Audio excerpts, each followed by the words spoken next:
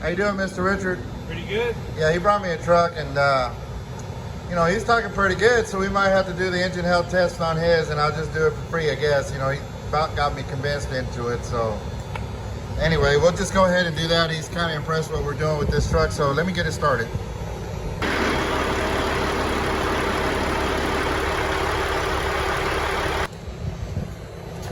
All right, so we got it. We got the capture. So we'll go ahead and open up the waveform and take a look at it. Let me do that for you right now. I got it opened up. I got it zoomed in. I've got it marked. So we're at cylinder 2. So this would be cylinder 2. Yeah. Okay, my mistake. So it was injector 1. This is 1. 5, 3, 6, 2, 4, and then we're back to 1. So because these are exhaust strokes, we got to go back to right here. We got to go here, then we got to go here. So this would be exhaust number 1. That'd be 5, and that'd be 3, 6, 2, 4.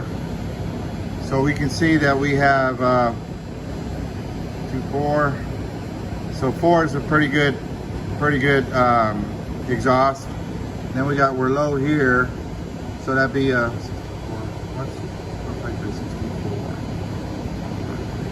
That'd be 1, and then we're at 5, and then 3, 6, 2, 4.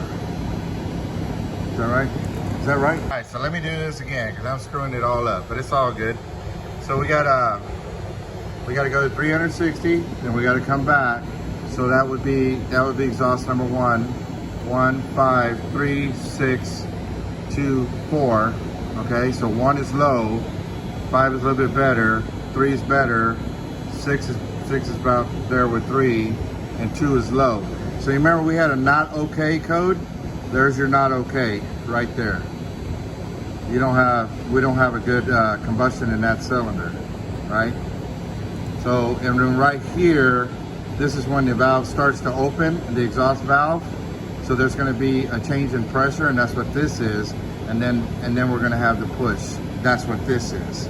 And then the valve closes, and then we start the process over. That's what that is. So anyway, you can see that we have a weak combustion in this cylinder, which is 2, and then we have one. It's weak. 5 is a little bit better, and then 3, 6, and then this is what? 6, 2, 4. That's crazy. I can't remember what it is. But anyway, there you go. By saying this is number 2 here. No, number one. My question is, why can't we start to scale instead of starting on 4 and 2 over here? Start at 1. That way we start from left to right. Why are we going from the center to the right, and then we're coming back to the left, back to the middle? Okay, because I'm using an injector as a reference. Okay. Okay, so I have to use an injector for reference, which is injector 1. But you can't have an exhaust and an injection at the same time. Okay. So I have to go back to 360 degrees because the piston's up at 360. So that's where you start. Okay. So then we got to come back. Okay. When we do intake, we go this way 360 degrees. When we do exhaust, we go this way. Okay. That makes sense. Does that make sense? Now it does. All right. So again, we're at 360 degrees. We're synced to injector number 1. So we got to come back this way. So this would be cylinder 1. So that'd be 1, 5, 3, 6, 2, 4. So we're low on 1, better on 5, better on 3, and 6. 3 and 6 are about the same. 2 is low, and then our best one is 4. If that makes any sense. So we go back to our injector cutout test. Now maybe this right here is starting to tell us why we had a not okay. Okay, so we go back to our intake waveform, and then we look at that, and then we can start to see why. See, and then another thing is, they're supposed to be, maybe the peak is supposed to be around 60 degrees, and it's not.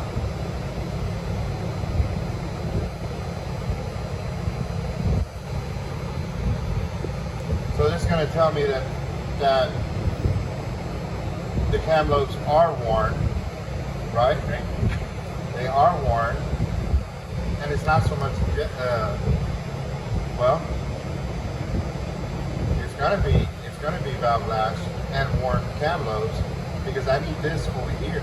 These need to be over here. See right here? Yep. That's the 60-degree mark, and that's what I need. I need them to be at the 60-degree mark, and they're over.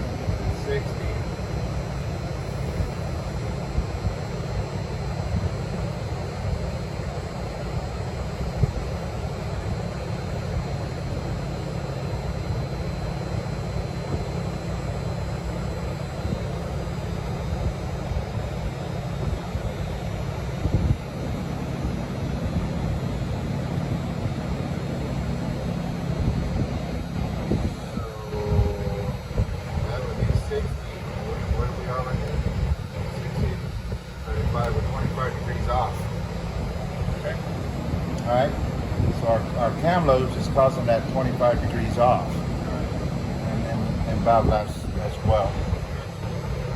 Okay, so that, but our valve lash is not going to bring me all the way back. It'll bring it up a little bit and it'll move it over, but it's not going to be right because we have more, because we can't pull enough fresh air, then we can't have the combustion we're looking for. So this is part of the reason why it's low. This is the reason why I say a camshaft is probably one of the most important parts in there. A piston only compresses the air, but the camshaft decides how much air it's going to compress. And without that air that we need, we're going to have a weak combustion. We're not going to have the compression that we're looking for. And oftentimes this camshaft gets overlooked. It should be looking like this in all the cylinders. But look at that. What did we say it was? That's 1, 5, 3, 6, 2, 4. I mean, you got what, 2, 1, 2 and 1? Read that. And then not. At least you can get away with that, more or less, those two agree back. Yeah. All right. And again, this engine was overhauled, but the camshaft wasn't replaced. All right. That's key important right here. It's almost a give me to do this, but they never do. So what good did it do for me to do an overhaul, and I still don't have the compression I'm looking for? That's like blow by. That's like worn rings. We corrected it, but we didn't correct it. If that makes any sense. Yep. And I don't see the point in doing this, and I see it all the time, right? So technically, we got to go back in there with the camshaft. So we'll keep going with our testing, and then this way we can let him know exactly everything that's going on with his engine, because we got other issues. Okay.